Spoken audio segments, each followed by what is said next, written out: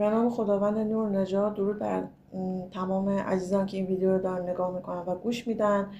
تولد شهریور ماهی عزیز مبارک باشه. عنصرشون خاکه. بهترین های خداوند در زندگیشون جاری و فعال باشه. بهترین های خداوند برشون اتفاق بیفته و به همه آرزوی قلبی دلشون برسن. این انرژی خانی و این تاروت خانی برای تمام شهریور ماه عزیزه. ببینیم ماه شهریور ماه و 6 ماه دوم سال براشون به چه صورت رقم خواهد خورد. خب به نام خداوند بخشنده مهربان.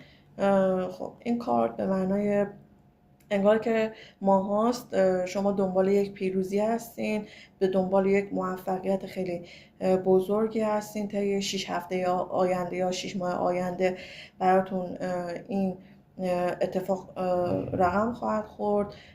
یعنی پیروزی بسیار خوبی هست، حالا چه در زمینه کاریه، حالا چه در زمینه احساسی از پیروز میشین. قرار یک مبلغ خیلی خوبی هم نصیبتون بشه.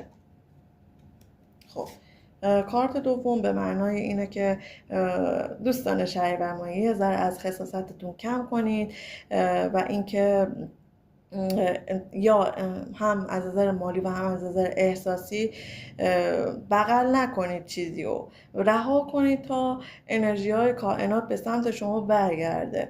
طی 4 هفته آینده، 4 ماه آینده بخشش داشته باشین تو زندگی، چه از نظر احساسی چه از نظر مالی.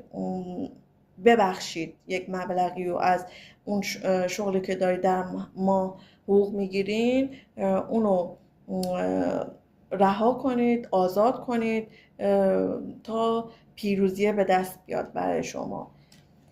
و کارت شماره سوم رقیب افتاده و اینکه حالا تو محیط کاریتون رقابت وجود داره. طی 3 ماه آینده قرار جشن، خوشحالی، پیروزی، موفقیت برای شما داشته باشه. حالا چه از نظر، چون کاپ افتاده، بیشتر از نظر احساسی هستش.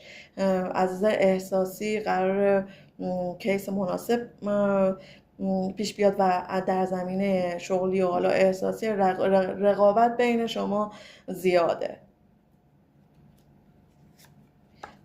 کارت قدرت افتاده. به به، نماینگر قدرت پیروزی هست و امسال سال به شدت عالی هست. کمک کائنات و هر آنچه که تصور بکنید در زندگی شما امسال رقم خواهد خورد.